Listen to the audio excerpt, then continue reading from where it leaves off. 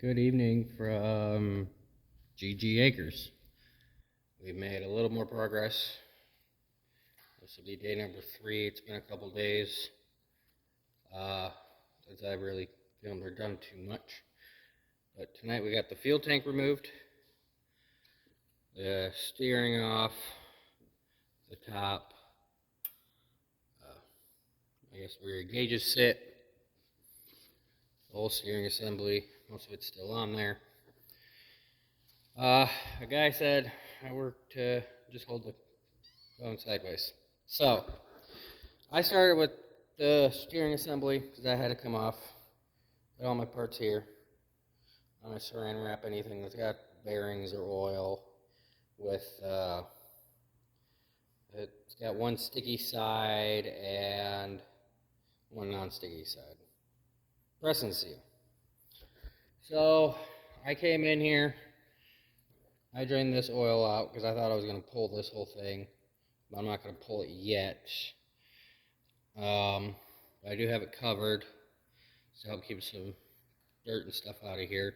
So when you're removing this, 1, 2, 3, 4. Your fourth one here is a long bolt.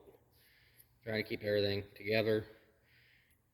I'm going to start labeling things as I take them off, because now I'm getting more into the details. You gotta take this hose off, which goes into your power steering pump here in the back. Everything just connects on a rod. So this piece has splines, which I think they look fairly good to me.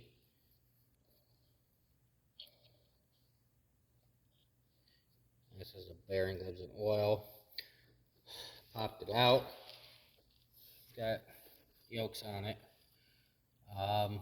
There's a grease zerk that goes on it too. Surprisingly, I did not know that there was a zerk on it until I started taking the tractor apart. So it'll sit right here, and then it'll just come on down. Oops, sorry about that. I'm so new to this. And it lives right here.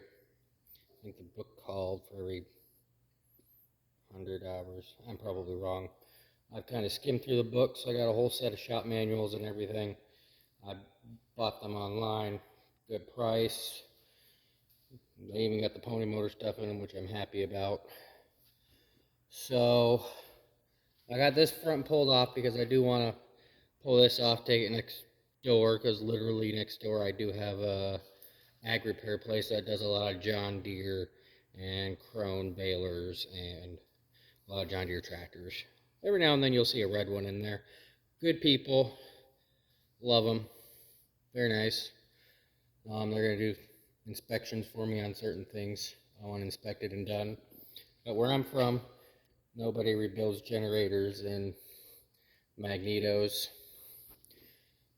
I'm thinking they're going to all need to be rebuilt. But, so I got that pulled off. So as you're pulling it off, you got 2 bolts on this where it marries up to that. Fairly easy. I thought I was going to have to pull that off, so I loosened these bolts up, which I could have messed up the timing. I don't know much about power steering or anything on these old tractors. And then I got this disconnected from that. Fairly simple, a little messy, because there's still going to have oil in it, so made a bit of a mess, but I had enough dirt in here that I just kind of soaked everything up, which is fine with me. I do have some pictures on my Facebook and other places saying, hey, asking dumb questions, I guess. But I'm learning, and I'm appreciative of everybody's help or criticism. I'm willing to take it all. Let me know what I can and cannot do better. Let me know what you'd like to see. I don't think I'm going to do any live, they call live videos, just after the fact kind of things. So, I thought I could come up here, remove the big nut, and pop it off. I couldn't do it with my set of pulley pullers, and I tried my other ones too. The steering wheel did not want to come, so I removed this. I am putting an all new wiring harness on it, So I just cut the wires. I was very careful with my brass hoses. One of the things up there connects right here. Don't remember which gauge it is. I'd have to look at it. And then pull my tachometer. It marries up right here. And pulled my water temperature sensor. Kept those intact. This metal one was tricky to get out. I had my wife come out and give me a quick hand on it. I need a couple set of hands while I pulled the whole panel off in one go because I'm getting all new gauges, new wiring harness. We're going with a lot of all new on this tractor. Like magneto, generator, voltage regulator, basically anything that's wiring is going to be new. Probably new starter, solenoids, you name it. And then from there, got that pulled off. Came in here, don't mind the mess, I guess. Steel rod, very gently tapped on this end of yoke, because I thought I could get it off here by pulling it. The whole thing just didn't want to come out in one shot, so I had to remove the steering wheel. Be getting a new one of these as well, emblem, whole thing. Yeah, I want this tractor to be nice. There is a bushing, I guess, on this. You don't want to lose that. That stays married up and lives right here. I think that hole looks pretty okay to me. Needs some cleaning. Everything on this thing needs some cleaning.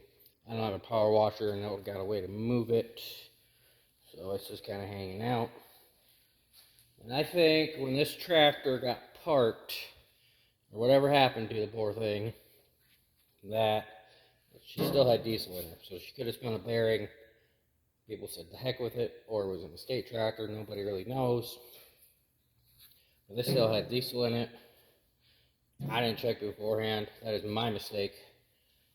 It was clear diesel, so at least there was something in the tank.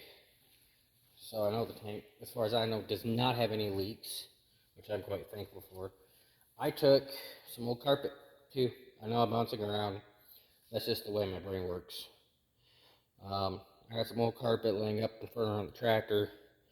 And then when I noticed diesel still in the tank, I got a cheap bag of floor dry from the dollar store. I said, what the heck is a buck? And then I got some old padding from when we put in carpet in our old house before we moved here a while ago. I decided to keep this padding because I know I was going to use it. And then it's going to keep my nice cement floors nice. Because before I owned this place, this used to be a woodworking shop for the guy who lived here before me. And then before that, a guy had this as a dancing hall.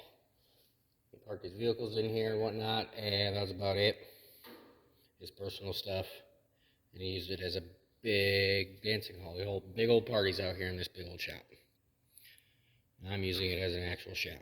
But, anyways, I cut all the copper lines, going to the gauges, gonna get all new ones. Sorry about the mess. Tools everywhere.